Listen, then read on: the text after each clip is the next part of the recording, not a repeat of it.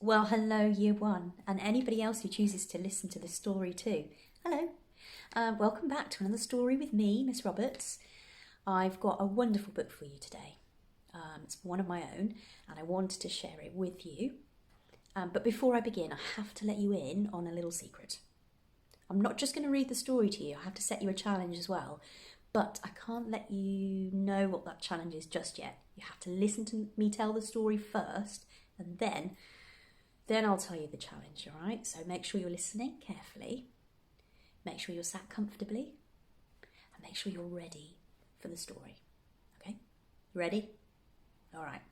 Well, today's story is called Hector and the Big Bad Knight. And I hope you enjoy it as much as I do.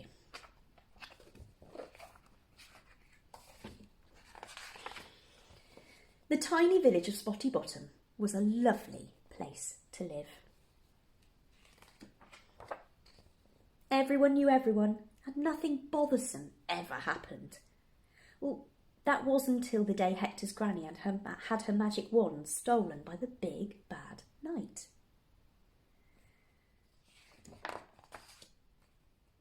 And the Big Bad Knight laughed. Oh, you'll never catch me. I'm the biggest, baddest knight you ever did see. And he galloped away with Granny's magic wand.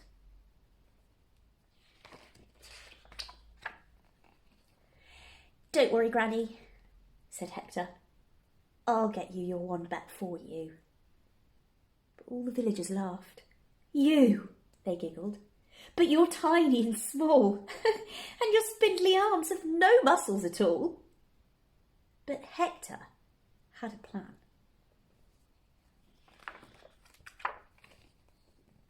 He packed a hanky with useful things and set off with his friend Norman to rescue the magic wand. If I just show you, he has packed 3 items.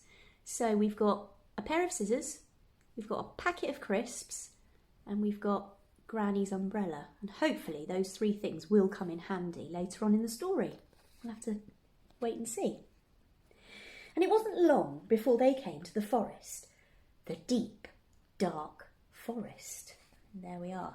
The knight is off in the forest there. And in the deep, dark forest, the Big Bad Knight stopped and twirled Granny's wand, and with a sprinkle of magic, giant thorny weeds sprang up. Oh, you'll never climb that.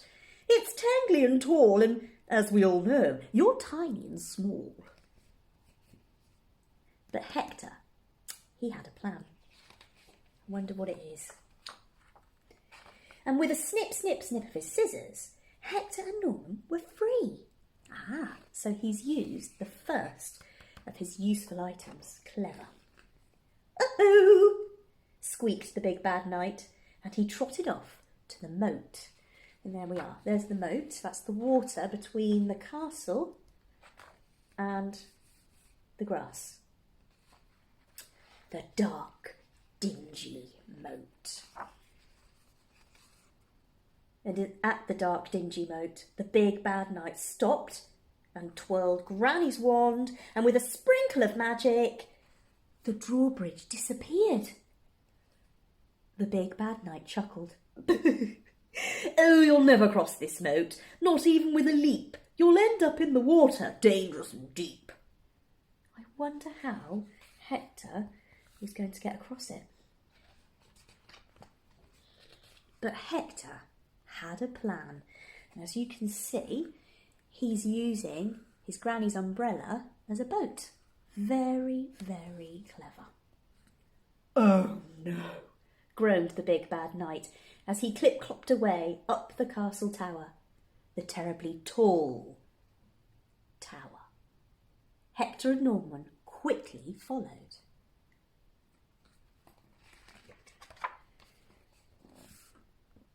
Up on the roof of the terribly tall tower, the Big Bad Knight hollered, Well, you've got this far, but you'll never trick me. I'm a super clever knight. You just wait and see. And he stopped and twirled Granny's wand, and with a sprinkle of magic, he turned his horse into turn a horse into? Can you guess? A dragon! A humongous, hungry dragon. And the big bad knight giggled. Oh, this peckish beast will eat you with a flash. You should run away. Quick, make a dash. I don't think Hector's going to be fooled by that. Let's see. But the dragon had a plan. Ugh, eat Hector up? He'd hardly be a bite. So I think instead I'll gobble up the big bad knight.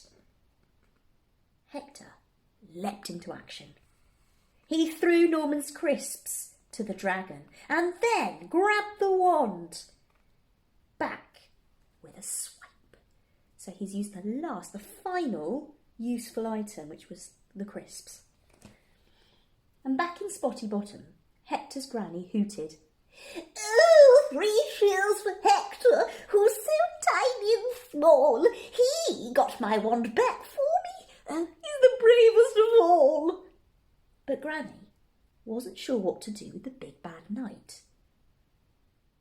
He had been a very naughty knight and needed to learn a lesson. Luckily, Hector had a plan. There you go. I wonder what he's going to do. Oh, a very stinky plan. And he's got the knight clearing up all of the dragon poo. Well, that's not good for him, isn't it? But he does deserve it. He wasn't a very nice knight at all. And that's the end of the story. Hope you enjoyed that. It's quite good fun. Now, I said to you that I was going to give you a challenge. Remember? Now, my challenge is this. As you know, when I read a story, I like to put on some funny voices, but for each different character. So for every little character, I will have a different voice. And I wondered whether you could do the same. So the next time you get a book out, I want you to read it out loud like I've just done. But when it comes to a new character, I want you to try and use your voice in a different way to make it more fun. Okay? So that's my challenge. Try to use your voice in different ways to make your story come alive. All right? And I hope you get on really well with that. And until next time, I'll see you soon, okay?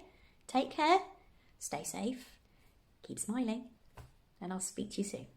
See you guys. Bye.